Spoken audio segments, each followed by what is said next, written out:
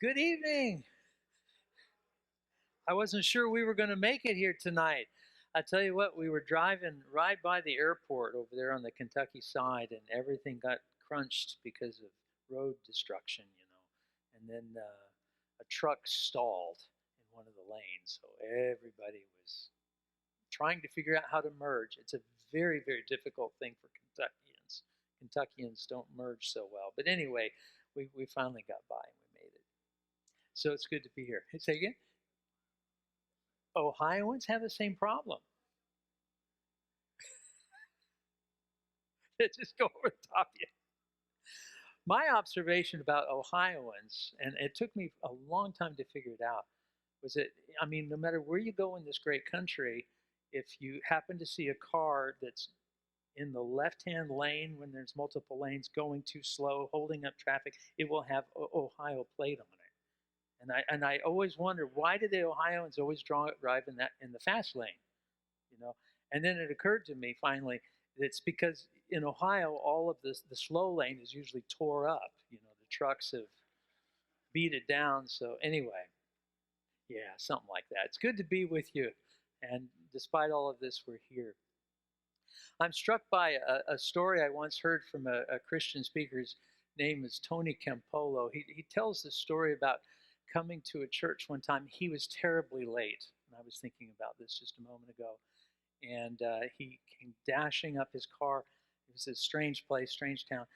Parked out front, came running up the stairs and right down the aisle. Came walking down the aisle, and as he's walking down the aisle, he realizes the man up front is praying. And he's giving a very solemn prayer, and of course, Campolo is striding right down the middle of the aisle. And as he's walking, the heads start coming up, and he comes up here on the stage, and they had chairs, and he took his seat right beside one of the guys up here on the stage. And the guy looked over at him and he said, "What are you doing?" He says, "This is like the First Methodist Church, right?" And he goes, "No, this is the Presbyterian." He got up really slowly. He said everybody was watching, nobody was paying attention to prayer. And he scooted off to the side of the door, and he got to the door, slipped out the door, and then he said, "I couldn't help myself." So he opened the door again, he went. Anyway, life is tough sometimes. I'm glad we've made it. I'm glad you're here. Tonight we conclude our study. That's hard to believe, isn't it? But we're wrapping this thing up, and so we need to finish it out. If you've got your Bibles with you, we're going to be working from Acts chapter 18, and as a result of our evening tonight, we're going to finish off this particular part of Paul's second missionary journey. And if you've been with us from the beginning, you realize we've been using the whole beautiful feet analogy as a way to think about the message of Paul as he moves about this part of the world. Paul is bringing to the Gentiles and the Jews as well a story about Jesus, that Jesus has come to make a difference. God is on the move, and this is good news indeed. And as Paul goes about, he's sharing the good news, and of course with beautiful feet. So that's been our theme. And as we pick it back up again where we left off last time, we're working on the second missionary journey, looking specifically at these sites located in what we would call today the country of Greece. And so far, we've looked at 4, right? We've done these 4 sites. If you've been, how many of you have been with us all the way through? Yeah, okay, yeah, good bunch. All right. And we've looked at these 4, and tonight our task, as we look at the text before us, is to move to Corinth. And Corinth is a lot of fun. You're going to enjoy it. But before we do this, I want to give you a brief, message from our sponsor. Crass commercial messages.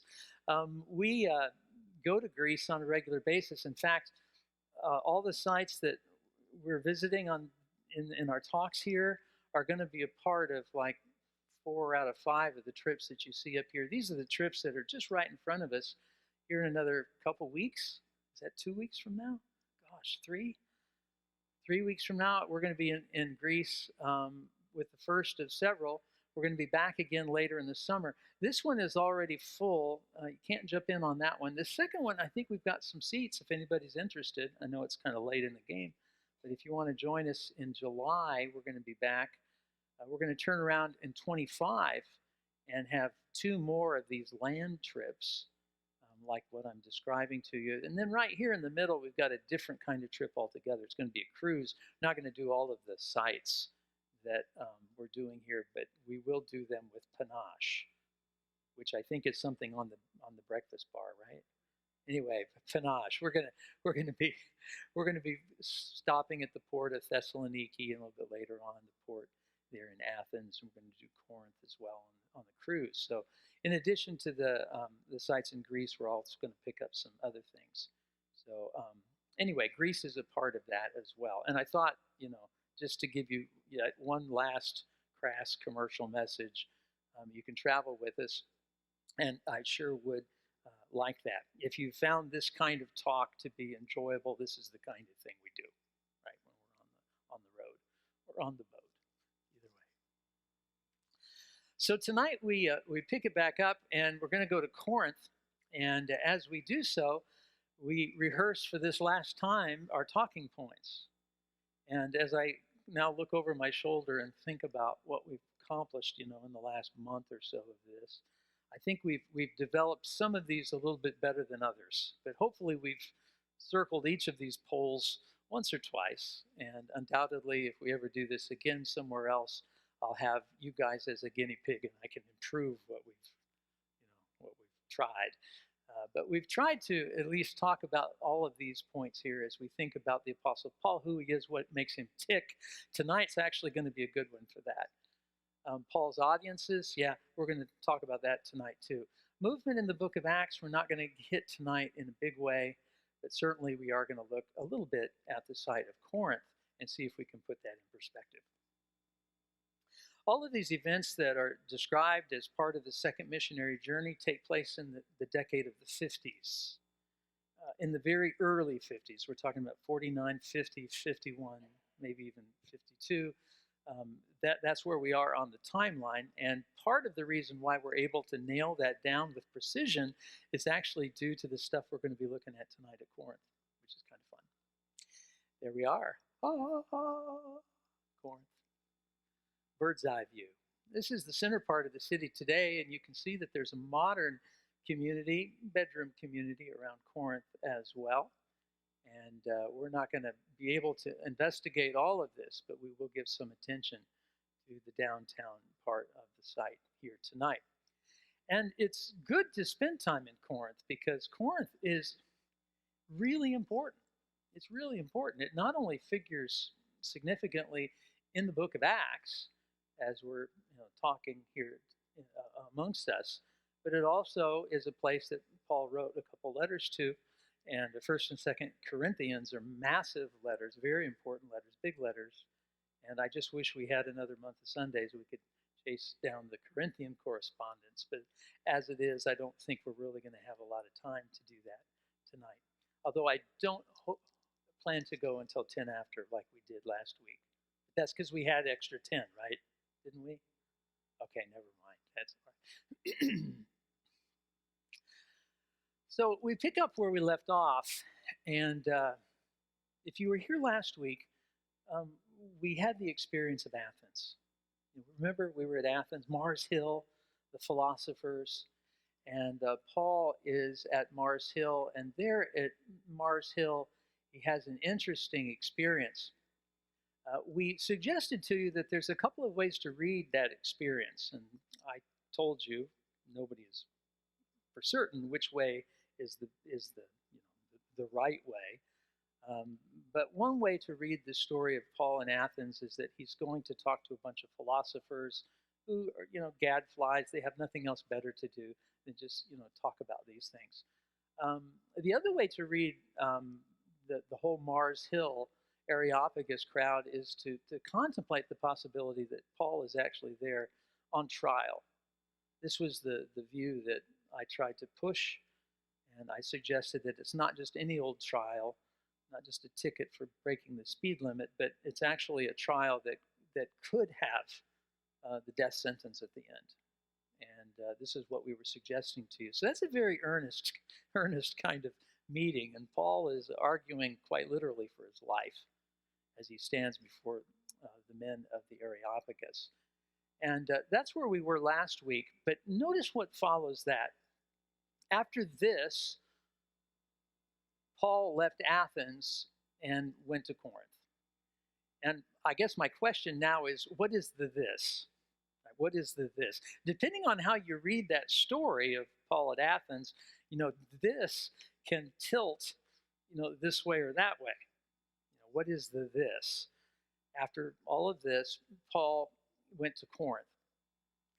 And in order to maybe help us understand the this, and perhaps even cast a little bit of light on what was going down in Athens, I reach outside of our study of the book of Acts over to one of the letters that Paul wrote to Corinth. He wrote two that we have in our New Testaments, 1st and 2nd Corinthians. Some say there might be a third letter that was written to Corinth. Some even suggest a fourth. We're really not sure because those others have not been preserved. We just have the two. But there are enough clues inside of 1st and 2nd Corinthians to think we think there might have been other letters. But if we take 1st Corinthians as the first of these letters, and it's going to be written probably from Ephesus, maybe 2 or 3 years after Paul this, 2 or 3 years later, from Ephesus to Corinth. Notice what Paul says. Chapter 2, and when I came to you, brothers, I did not come proclaiming to you the testimony of God with lofty speech or wisdom. For I decided to know nothing among you except Jesus Christ and him crucified. You've probably read that verse before. We've all seen this. I've determined to know nothing among you but Christ crucified. That's certainly, a powerful statement, but I'm really interested in the one that precedes it. When he says, I came to you, I did not come in lofty speech, highfalutin speech, or with, wisdom, great wisdom. Depending on, when this letter was written and depending on what actually happened at Athens, I think this line becomes quite significant because, Athens is Wisdom City, right? Wisdom City. Athens had a mascot, the owls, right? The owls. This was the mascot of Athens. And you can see that they even have the mascot on the back of their coins. And you can see in this example here, there's the owl with the initials AOE, which means for of the Athenians. And the owl was perceived to be a very wise character, a very clever character, and thus, the symbol of this very rich and intellectual culture. Well, Paul says, I didn't come to you. When I came to you, I didn't come with a lot of lofty, highfalutin speech and wisdom. And I can't help but wonder, this is just me, muttering here. I can't help but wonder if what he's saying is, I didn't come like those philosophers. I'm coming from that, and I'm coming to you, and I'm coming with a different set of values. Do you follow? You follow what I'm saying? I'm coming with a different set of values. It's not the values of Athens. It's not the values. It's not the wisdom of Athens. I come to you wishing to know nothing except Jesus Christ and him crucified. Paul was a person who was very well educated, as we read from some of his other letters, and yet he's the same guy, this highly educated man, was the same guy who would say, I count that all as rubbish, filthy rags, compared to the richness, that is Jesus Christ and his resurrection. And so Paul, I'm wondering if he's kind of turning his shoulders. Do you hear what I'm saying? He's turning his shoulder to that and plunging forward in a different way. And you say, yeah, I guessed that. Or that's not too surprising. But watch what follows. If we keep reading, those are the philosophers. Raphael, You've seen the painting before, very famous, School at Athens. Paul said, no, that crowd, they were a fun bunch of guys, but look, I want to know nothing except Jesus Christ and him crucified. Keep reading. And I was with you in weakness and fear and much trembling. And my speech and my message were not in plausible words of wisdom, but in demonstration of the Spirit and power. I find this to be fascinating. A fascinating tidbit that's just kind of tucked away there in the middle of the letter, especially as we ask the question, who is this Paul? What makes him tick? And how did he come to Corinth? Well, he came to Corinth, according to the text here, in weakness. And he came to Corinth in fear. He came to Corinth with much trembling. This is, we would probably say, this is not good, Paul. This is not good. And the scholars, they try to explain why. Why was Paul trembling? Why did he come to Corinth with much fear? And as we're going to see in a bit, Corinth is really a sailor town. It's going to be known for its promiscuity, sexual perversions of all sorts. And some people say, well, he came to Corinth because he was trembling, with fear at all of that. And you know what I'm thinking in my mind? He's seen that before. He knows that stuff. It's not the first time, that Paul has engaged a very promiscuous culture. It's promiscuous all over. No. So why else might he be trembling? Or why else might he come with great fear? This may not be popular everywhere, but I'm going to suggest to you that Paul was at low tide. Paul was at the bottom of the barrel when he comes to Corinth.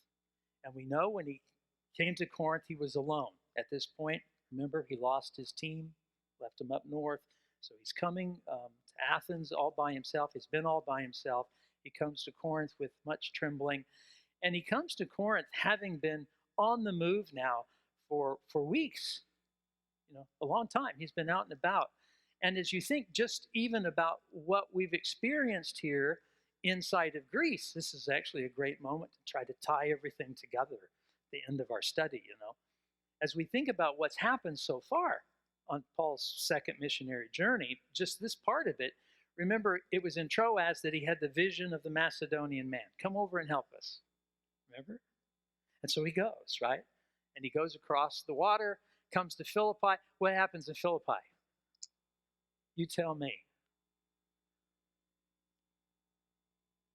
He talked to people in synagogue, and he got in trouble, and thrown in the hoosegow, and beat, right? Beat to within an inch of his life. Beat with rods, remember? He was beaten badly. We don't know how badly, but we know he was beaten. And so this is not a positive experience. Paul, welcome to Greece. And he's beat. Okay, so what happens next? Well, he goes to Thessalonica or Thessaloniki. What happens at Thessaloniki? Gets in trouble, right? And they're going to kill him there. They're going to kill him. They sneak him out of town. Remember, he has to run. He goes to Berea. What happens at Berea? Oh, finally, these people will listen to me. They're actually interested in all of this. But then the Thessaloniki crowd follows, and of course, same thing happens. And he's pushed out again. He comes to Athens, where now he's alone in a strange place, a long way from home. I don't know.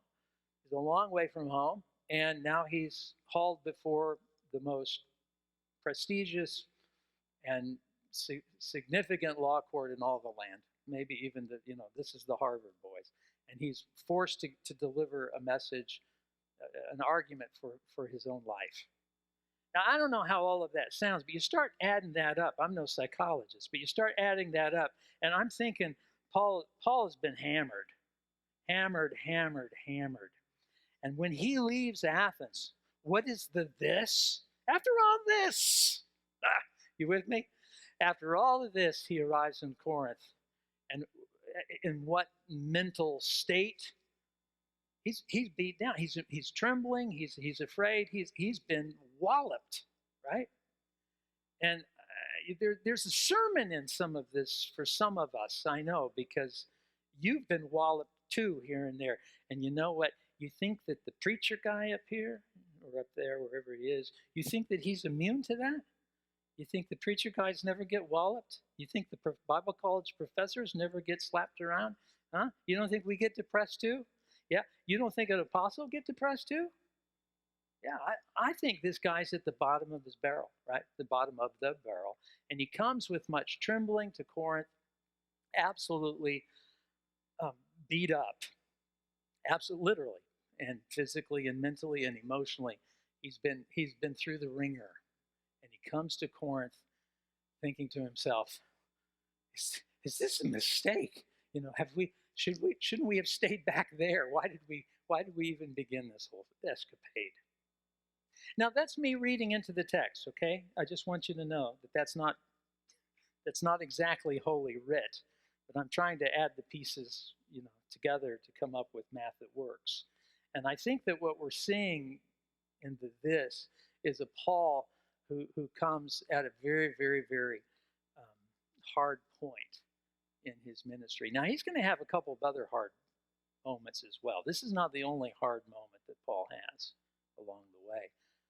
But I find it to be not only interesting from an academic perspective, but I find it to be helpful from a ministry perspective. Because sometimes we put people on pedestals and we think, oh, they don't fight the same battles that we fight. But even the Apostle Paul had his days.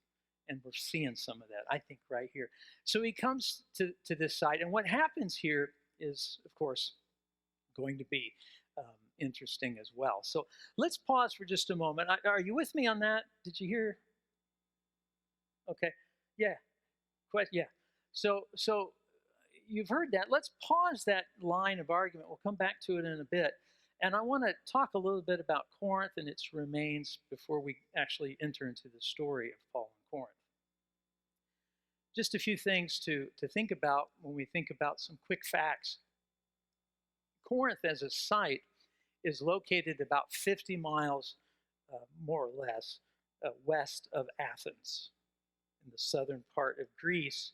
It's located on a piece of ground that's got a name all its own. It's called the Peloponnesus, or the Peloponnese.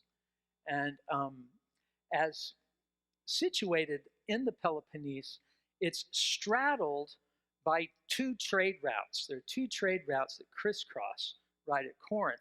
One's coming by land and one's coming by sea. And the reason that that's strategic and important is because of its position. Corinth is going to become a major economic center, a major trading place. Really big, really important. In fact, footnote, at this moment in time, Corinth is probably much more significant militarily, economically, socially than even Athens. And we thought Athens was a big deal. Yeah. Athens was in its glory days a long time ago. Corinth is in its glory days right now, right, from Paul's perspective. Anyway, there's the site of Corinth, and you can see it located right there where that dot is. Notice the little thing, I like to describe it as a hand. You see, it looks like fingers are going down. The hand there, that is the Peloponnesus right there, the Peloponnesus of Greece. And you can go by boat all the way around the Peloponnesus, with the exception of right here, where there's a tiny little sliver of land, a neck, isthmus, right, that connects mainland Greece and the Peloponnese. It's a little land bridge. And of course, that's exactly where Corinth is located, right there on that bridge. Let me blow up that square. See the square? Let's zoom in. And if you look at the square here, now you get a little bit of topography as well. You can see the water on this side, and then you can see the isthmus, right, which is running from mainland Greece, which is up here, and the Peloponnese, which is down there. Check out the dotted lines, if you can see the dotted lines. These are major trade routes, major highways. And obviously, Corinth, is right along the way as you move across this area by land. But check it out. If you want to move through this area by sea, you can almost do it. The word almost is operative. That's the important one. You can't quite make it. And that's because there's about 4 miles of land between the Saronic Gulf and the Gulf of Corinth. So there's a block there, and you can't do it. And it was the dream of every ancient, the dream of a few anyway, that what we want to do is dig a canal. If we could just dig a canal through that blasted neck, it would really make things easy. So we could just sail from this side to that side. And there was a wide-ranging discussion about doing that, and they tried it several times. A footnote, sorry, I'm terrible like that. Footnote, when Jerusalem gets clobbered in the year 70, Jerusalem gets sacked. There's a lot of Jews that get taken by the Romans. The strong, healthy men, you know what they do with the strong, healthy men after the destruction of Jerusalem? They bring them here, and they put them to work digging a canal. Yeah, this is where many of the healthy bucks from Jerusalem post 70 ended up digging the trench there. They never got through it. It was too much. The elevation was too high. The rocks were too hard. And despite all the efforts, it was never really dug in antiquity, which was probably a good thing because one of the philosophers argued that this side is a whole lot higher than that side. Not exactly, I don't know how that would have worked. But anyway, this side is higher than that side. If they dig the ditch through all the way, the water will just come whoosh, gushing through and wash everybody out. It would be big, big problems. So they said, it's a good thing. Maybe that was just an excuse. Yeah, we couldn't do it. We shouldn't do it. Yeah. Anyway, what happened, because they couldn't dig through, they resorted to the next best thing, and they made a track, right, cut into stone. And you can see it to this day, this track. And over this track, they moved the ships. They would bring the ships up to the beach there. They'd unload them. They'd carry everything from inside the ship. Then they'd put the ship on a carriage and push the carriage over over those rails, right? And you can imagine all the teams of men that would be required to do that. It would be an enormous effort, but let me tell you, it's much easier to do that than to go sailing all the way around the Peloponnese. I mean, that's a long journey. And so rather than do that, let's take the shortcut. We have to unload the ship. Okay, we got slaves. And that's exactly what they did. And so as we think about the site of Corinth, see, Corinth is located at this crossroads, or cross seas, if you will, between these two things. And check out this painting. I love this painting. You can see the city of Corinth right here. And out here, you can see the Bay of Corinth. And look at the ships. They're coming in. Oh, they're lined up like traffic jam, like 275. Yeah, there they are. And of course, they're loading them, unloading them, and they're going to move this stuff over the top of the ridge there to get it down to the other side. Well, this is why we have this in part, right? This is why Corinth was such a big deal, because it was this seaport. It was sailor city, right? All the sailors came through here. All the ships came through here, and because of that, we say it straddled two trade routes. It too had a famous history that went back several centuries. Although by the time we get to Paul, some other things have grown up, some other industries, let's call them. Some other industries besides the shipping industry grew up. One of the industries that grew up had to do with prostitution. Very famous for its prostitutes. It had a reputation as a center for immoral activity. In fact, some have even argued that there's a verb in here, to Corinthianize. And what you do when you Corinthianize is you debauch, right? Debauchery. Corinthian. So if you say, oh man, he was a Corinthian, everybody knew. Right? This is bad news. Bad news. Sexually immoral, right? And Paul's going to spend a lot of time in his Corinthian correspondence talking about this kind of stuff. No surprises there. Anyway, it had a bad reputation. This is the site of Corinth. Here's the temple of Zeus right here. But look at this hill behind it, this rock. This is called the Acro Corinth, like the Acropolis, Acro, something high. The Acro Corinth, the High Corinth. And you can see some Turkish buildings that are up here on the very top to this day. According to ancient historians, the Acro Corinth was actually a brothel. It was a big brothel up there. And just to make all of this so much more entertaining for you this evening, forgive me, we have young ones in the group, I don't know. There were over 1,000 prostitutes that were up there that serviced the sailors and anybody else who happened to wander by. 1,000 prostitutes, both men and women. Anyway, up there on top. And of course, all of them were dedicated to Aphrodite, who's the goddess of love and sex. Quick, push the button. Anyway, yeah. Well, you know, that's a question that a lot of us have asked. That's a big mountain. There are stairs. There is a way to get up there. But let me tell you, by the time you get up there, you'd be totally exhausted. My personal theory is that that was the plan of the prostitutes, right? We wear them out before they get there.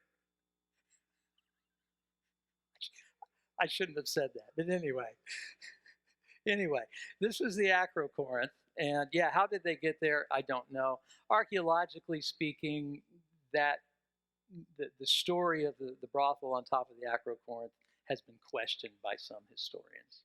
So not everybody buys it. Yeah, indeed. Anyway, sorry about all of that. The site itself was destroyed by the Romans. The Romans will destroy Corinth in the 2nd century BC because Corinth participated in a revolt, and then the Romans would turn around and rebuild it. And it was rebuilt in the time of Julius Caesar. Now notice where we are in the timeline. We're about 50 BC. 46 to 44 BC. Paul is going to visit the site, let's say 51 AD. So it's about 100 years old, the site is, when Paul comes. It has been destroyed, it's been rebuilt. And along comes Paul on his second missionary journey, and there he finds a city that is large, a city that is diverse, a city that is made up of pagans and Jews and soldiers and slaves and prostitutes. There you go. We might as well throw them in there too, right? So it's a big place, large city, one of the most important cities in the Roman Empire. And here's a map of it. You can see the Acro Corinth here. This is that rock. There's the road, I guess, down to the city center. And here you can see the city center. I'm going to zoom right into this square. And in that square, this is where most of the archaeological work has gone on. And you can see some of the major structures that have been excavated and revealed, including a theater, no surprises there, an agora, or a forum, which is the marketplace, and a number of other significant public buildings and temples. So this is Corinth as Paul would have visited it. He came here on the second missionary journey, but he also came here on the third missionary journey, both times. So Paul spent a while here in Corinth. And of course, as we've already indicated, a couple of letters written later on. Paul's Corinthian correspondence, probably the first one was written maybe somewhere in the neighborhood of 54, 55, so a couple of years after the missionary journey we're describing.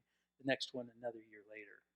So again, in the 50s, that's when Paul did most of his writing stuff. Okay, you cool? So just a few facts about Corinth. Let's go past that, because we have a story here to tell. And the story of the Apostle Paul at Corinth is a story that, well, it's for the ages. And it really, I think, is key in terms of understanding Christianity at this moment in its history. All of our outlines have been titled Beautiful Feet. This one's no exception. As we think about the outline of Paul in Corinth, and I'm talking about Acts chapter 18 if you want to follow along. It begins with Paul's arrival and his early success. And since I didn't bring my Bible, I'm just going to lean on the screen here to help us. And there's a lot of detail here, so let's see if we can't pick some of it out and make sense of it. After this, we talked about that, didn't we? After these things, Paul left Athens and went to Corinth. There, he met a Jew named Aquila, a native of Pontus, which is Turkey. He's from Turkey, that part of the world, who had recently come to Italy with his wife Priscilla because Claudius had ordered all Jews to leave Rome. Paul went to see them, and because he was a tent maker as they were, he stayed and worked with them. Now, hold on. A couple of things here we want to know. Notice the couple that Paul meets when he arrives in Corinth. And I'm going to go back to this and say, this is Paul, if you buy my idea here, who's been broken down, been beat up, right? He's been hammered, right? A lot of problems. And he comes and he finds solace, he finds help, he finds healing in the hands of these two, Aquila and Priscilla, who weren't from there originally, but they were there now because of some events that had happened in the Roman Empire. And here's what's kind of cool. Paul, of course, was a tent maker. We've talked about that, and so were they. And so I can see Paul, sitting down and talking and relaxing and say, "Oh, let's just stitch a while," or do whatever they did. Gonna work some crafts together. Paul in his exhausted state, and he stays with this couple, and he works with this couple. Now, this is not Aquila and Priscilla, although I like to pretend that it is. This is actually a couple from Pompeii. They were painted, their faces were painted on one of the walls there in Pompeii in the year 50. And Paul is in 51. So, this is the kind of hair. I can see Priscilla's hair. Look at those curls. That's nice, isn't it? And okay, I don't know. But this is, the very same moment in time, historically. This couple here. And Paul falls in with these guys and takes up with them. Now, back to the events that brought them there. Notice this. Aquila and Priscilla had recently come to Italy from Rome because Claudius had ordered all the Jews to leave Rome. So Claudius is going to kick all the Jews out of Rome, and they scatter in all directions, many different ways. And these two, ended up here in Corinth. And of course, Paul ends up with them.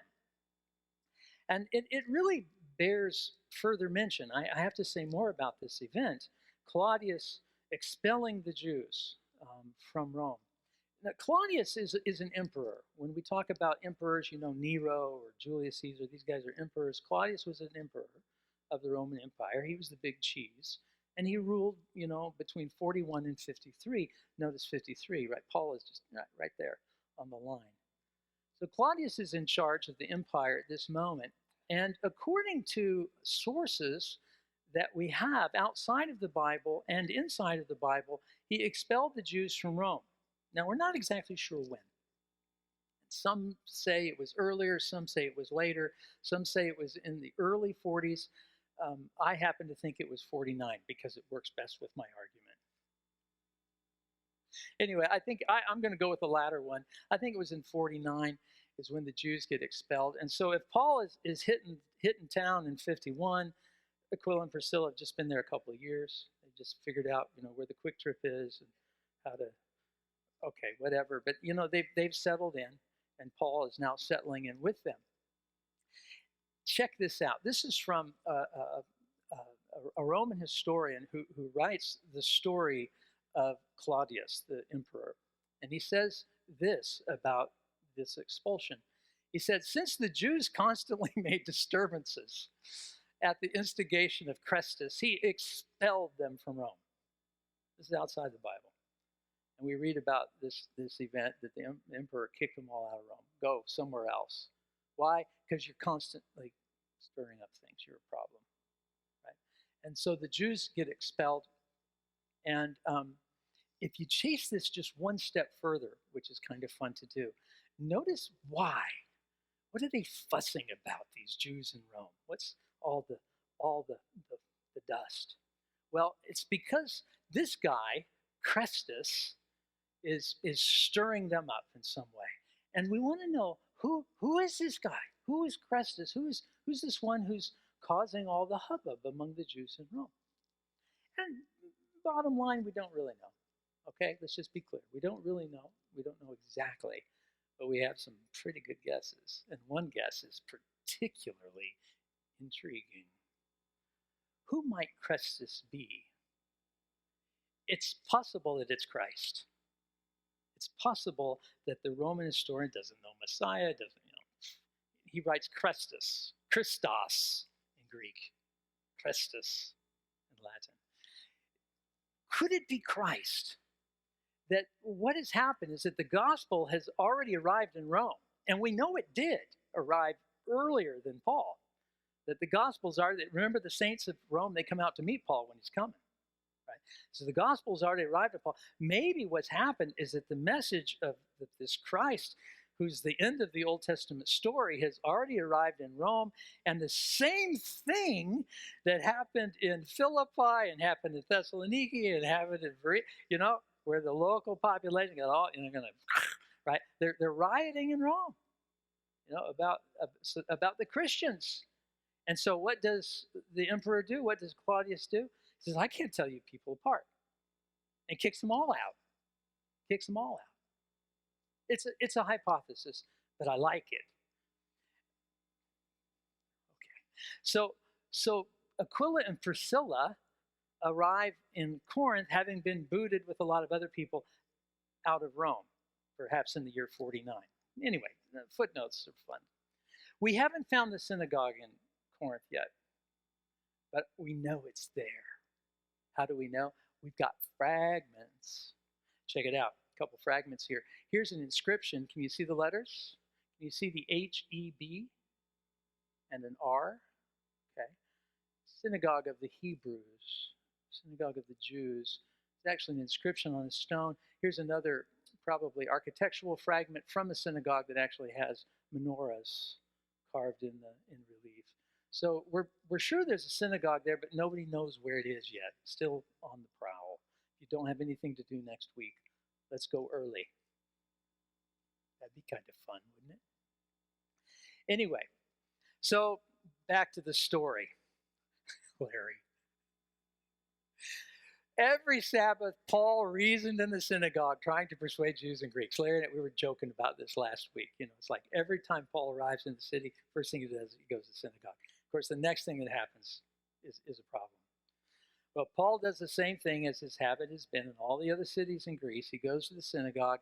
He's trying to persuade folks of the Jewish persuasion, but also Greeks who are probably God-fearers in their midst. God-fearers in the midst of the Jews. And Paul is seeking to convince them that Jesus is the end of your story. You just don't know him yet. Jesus is the end of he's the caboose of the train, right? That you've been waiting on. And of course, shortly thereafter, guess what? Here comes the cavalry, right? The good guys come, and Silas and Timothy, who he left behind in the north, come from Macedonia. Paul devotes himself now, with their help, exclusively to preaching and testifying to the Jews that Jesus was the Messiah. So this is good. I can feel Paul, starting to charge back up again, right? He's in his element. He's been beat down, but now he's coming back. He's coming back, and his buddies are here to help him. Aquila and Priscilla are feeding him. And things are going well, but you know what's going to happen. Yeah, it's inevitable. But when they, that is, the synagogue dudes, opposed Paul and became abusive, don't you want to know what's lurking behind that word abusive? Was it verbal abuse or was there more? I don't know, but when it got bad, Paul shook out his clothes in protest. That's Jesus talking, isn't it? Shake off the dust, right? Knock off the clods. He shook out the dust, shook out his clothes in protest and said to them, your blood be on your own heads. I'm innocent. From now on, I'm going to go to the Gentiles. And that's a pretty powerful statement. If it was the only time that Paul said it, we would probably build, a hinge on it. But the fact of the matter is Paul is actually going to say on several different occasions, I've had it up to here with you guys. I'm going to the Gentiles. This was a constant reflex of Paul when he got full, right? I'm done with you guys. And off he goes. Anyway, go to the Gentiles. He's known as the apostle to the Gentiles. You know, that's how we oftentimes think about Paul. So here, the same thing is happening that has happened so many times before, only this time you get this interesting piece. Paul, with blood in his eye, I add this. Paul left the synagogue and went next door to the house of Titius Justus, a worshiper of God. Crispus, the synagogue leader, and his entire household believed in the Lord, and many of the Corinthians who heard Paul believed and were baptized. Now that, my friends, is nervy. He leaves the synagogue. Oh yeah, okay. Goes next door and converts the leader of the synagogue, which I find to be, smile worthy, to be sure. And of course now, we've got some momentum going for sure. And that's going to only give us the next piece, which you could probably guess would be the persecution. But in this case, it's not the right answer. You know what happens next? Paul gets another vision. Another vision comes after this. What is in the vision? What does God say in the vision? Well, in order to understand the vision, I think you have to one more time back up and say, where did Paul come from to get here? And, he started this entire adventure with a vision. Remember the vision of the Macedonian man? Come across and help us. That was what started the whole thing. And of course, then from town to town he goes, experiencing a fair amount of abuse.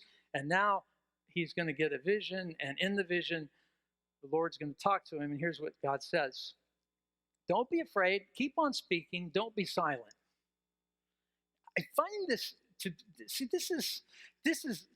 This is God encouraging Paul in his beat up way. Remember, he's been beat down. If you follow my reading here, Paul's been beat down. Aquila, Priscilla are trying to boost him up. His buddies have now come, and guess who else is part of the encouraging party? God Himself. God Himself leans into Paul and he says, "Look, man, don't be afraid. Keep it up, for I'm with you, and nobody's going to attack and harm you because I have a lot of people in the city." That's good news. On the other hand, one could probably make the case that this is bad news. Why bad news? Well, because whenever God says, don't worry, they're not going to kill you. Wait a minute, what's about to happen? That's what I'd be asking because I'm a chicken. What's about to happen that you're now coming in and encouraging me? Well, you know what's about to happen, this. Well, Paul stayed in Corinth for 1.5 years teaching them the Word of God. Everywhere else he stopped, he was just there a day, a week, He was moving. See, do you feel him settling down here? He's got support. He's got the team. He's coming together. God is encouraging him. He stays 1.5 years. I mean, Paul's going to be here a long time. And the Corinthians are going to hold a special place in Paul's heart, along the way. Well, next point. Here it comes. Christianity on trial. Yeah, on trial. Verses 12 to 17 describe the rise of the opposition. Paul is working there. He's presenting Jesus as Israel's Messiah. And here's how it all breaks loose. When Gallio was proconsul of Achaia, the Jews of Corinth made a united attack on Paul. And they brought him to the place of judgment. This man, they charged, is persuading the people to worship God in a way that's contrary to the law. That's the charge. Contrary to the law. And when did this happen? Well, it happened when Gallio was proconsul of Achaia. Oh, that's so cool. Yeah, The reason that's so cool is because we know this guy from outside the Bible. We've actually found his name written on a stone at the site of Delphi. And we know when he was proconsul of Achaia. It was a 1-year appointment between 51 and 52. This is not him. I wish we had his picture. That's not him, but it's his brother. So he had the same cheeks. Anyway, it's his brother. And we know when Gallio was in office because of the inscriptions that we have, or an inscription that we have from outside of the Bible, which is way cool. The reason that that's way cool is because, well, here's the inscription itself. Claudius, the emperor, calls this guy his friend and proconsul. There he is, Gallio, and there's his name, Gallion. 52. This is a peg, people, that's pounded into the ground. A peg, a chronological marker that helps us to anchor Paul in time, or at least the second missionary journey. It helps us to anchor it in time. This particular stone was found, 100 years ago or so. So it's been around a little while. But boy, when it came out of the ground, it made quite a splash. This is a big deal. Yeah. Let's see what it says. 51, 52? And what does that say? Yeah, 52. Yeah. The Delphi inscription. So Claudius appoints him as proconsul. And this is very important for us as we try to establish a timeline. Another footnote. How are we doing? Am I killing you yet? You still with us? As we think about a proconsul, and some of these other names that we just throw around lightly, we probably would do well to comment further. You know what an emperor is. The emperor, he's the big cheese. Right? He's in charge of everything. The emperor has underneath him consuls, oftentimes 2. And the consuls would serve for about a year. Maybe under exceptional circumstances, they'd get a double term, but they would serve for a year as consul, and that's like vice emperor, right? Most of the men who served as consuls were military men. In fact, in the time of Julius Caesar and before, these guys were generals. So they military-minded guys, savvy guys, they knew how to get things done. And the consuls would serve for a short period of time, and then after their term was over, they oftentimes would serve again as a proconsul. Okay? So a proconsul is typically a man who has already served as a consul. So these guys are like the cream of the cream. Cream de la cream. They were the big important dudes inside of the Roman emperor. These are the most important political fellas in the empire. And they acted as governors over particular provinces. Now, the entire Roman Empire is going to be divided up into 2 kinds of provinces. Some of them are managed by the Senate. Some of them are managed by the emperor himself. As you look at the map here, you can see the differences in the color.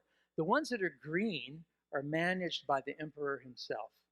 These are typically provinces that are on the borders, facing the really bad guys. And the emperor wants to have direct control over those areas.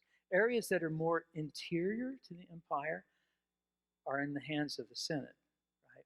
And the Senate will name or stamp the stamp of approval on the proconsuls who will actually govern each one of these areas that's colored pink. And I just want you to notice right here as we zoom in, we've got one particular one right here called Achaia. And look at right here, Corinth. Yeah. And so Gallio is appointed as proconsul in that 1 year right here of this area that includes Corinth. And of course, this is the man who's in charge. And the Jews of Corinth, they make an attack and they bring Paul to the place of judgment. 2 points, quickly. First point is this. Proconsuls not only ran armies, they also ran courts. They issued judgment in sticky cases.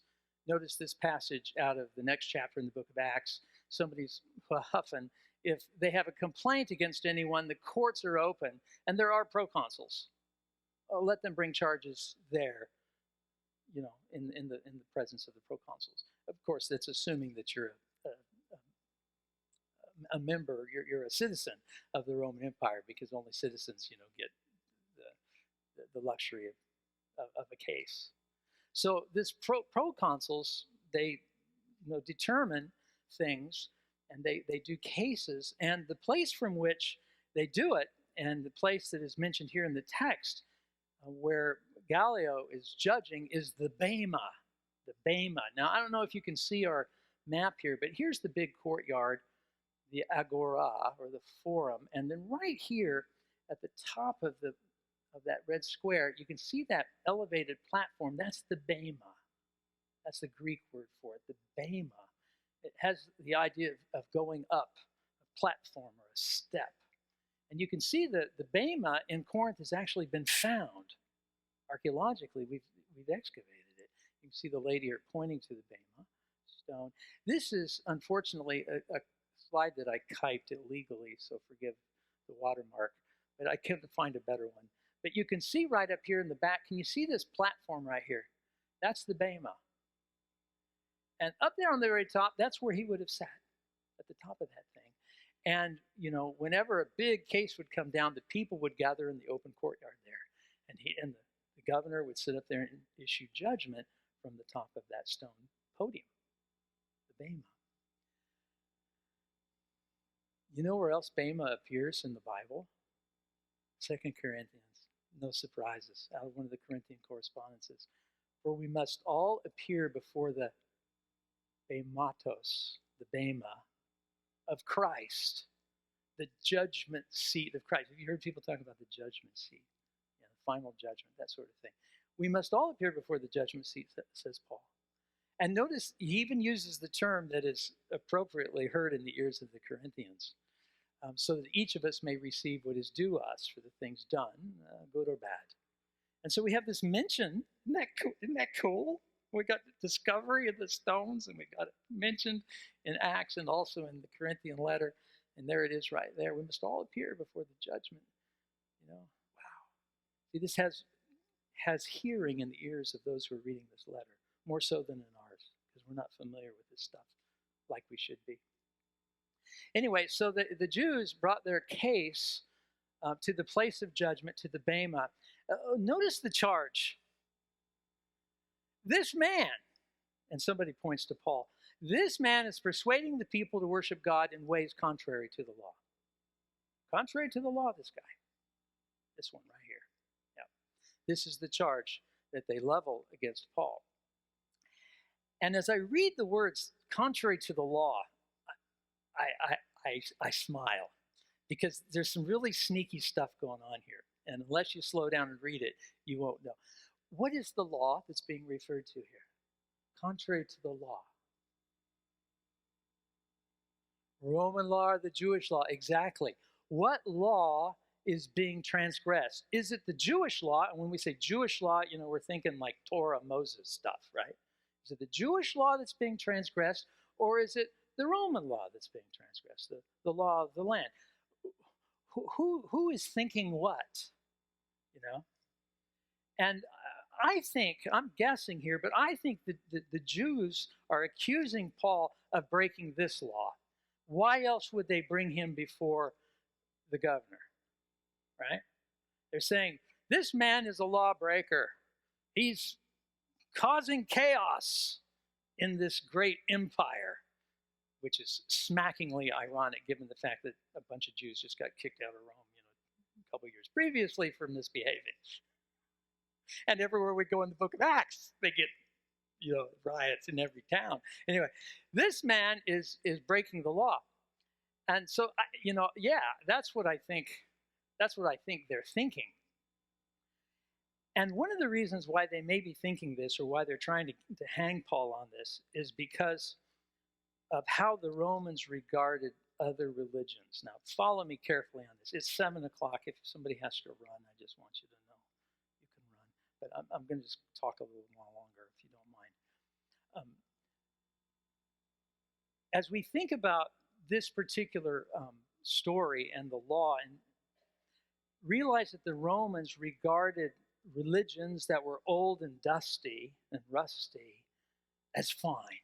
It doesn't matter, it doesn't matter what religion you hold, as long as it's one of the established religions that's on the books. One of the regular religions that we've all approved.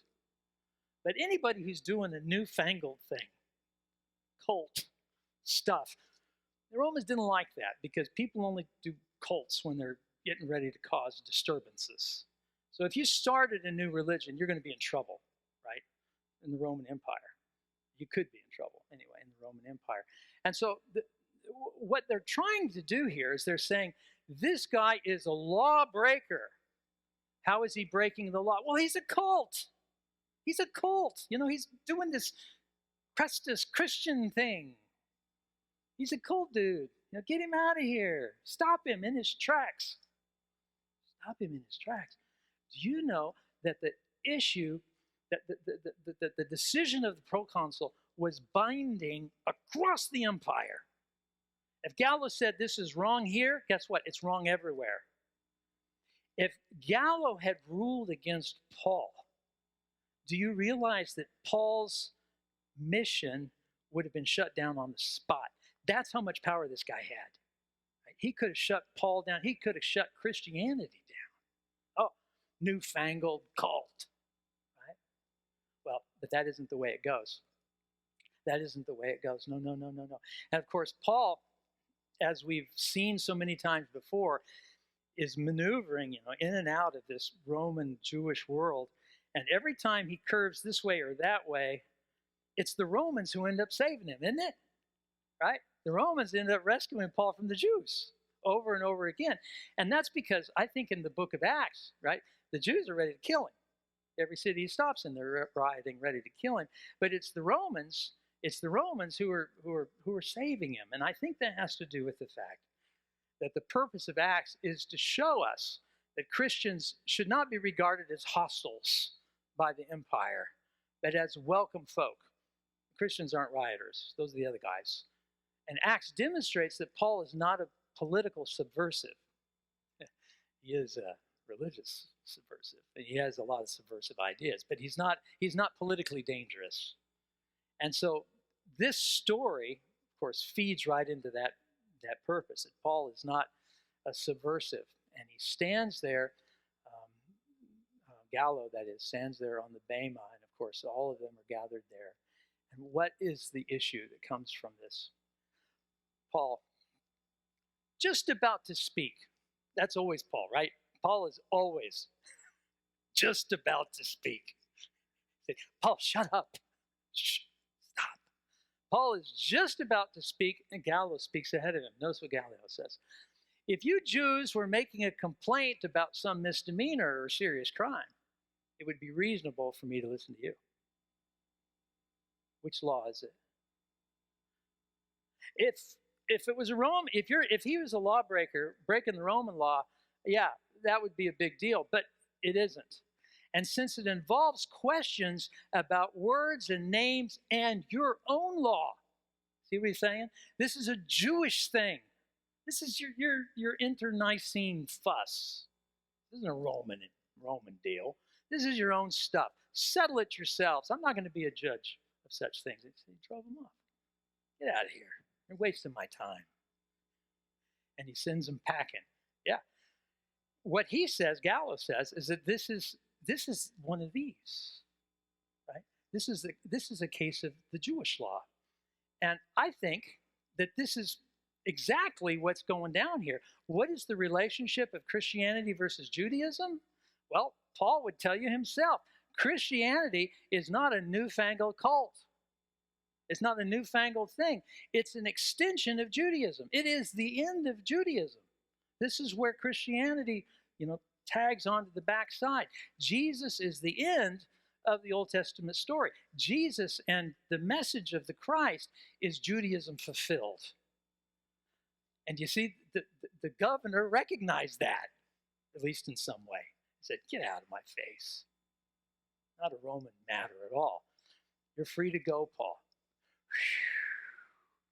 Well, that didn't sit so well with the crowd. Notice what happens. The crowd there turned on Sosthenes. He's the new synagogue leader. The other one converted to Christianity.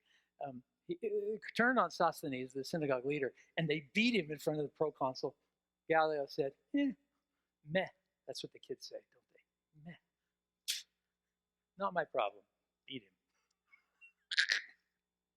showed no concern whatsoever. Oh my goodness. And with that, Paul's experience at Corinth comes to a conclusion. Paul stayed there for some time, no surprises, and then he left the brothers and sisters, sailed for Syria, accompanied by Priscilla and Aquila. Off he goes. This is Paul's second missionary journey. He's going to come back again a few years later on his third journey. Notice on his third journey, he's going to go to many of the same places, including Corinth. And it's when he's probably located in Ephesus that he's going to write a letter back to his Corinthian buddies, a letter that we call 1 Corinthians. He's also going to write another letter from up here in Macedonia down to the Corinthian church. We call that 2 Corinthians. And in both 1 and 2 Corinthians, he's going to encourage the Corinthian church not to get messed up in all that sex stuff that's happening all around you, right? And to be encouraged because Jesus is coming back again. Right? It's good stuff. Anyway, that's the 1 and 2 Corinthians. We don't have time to do it another day.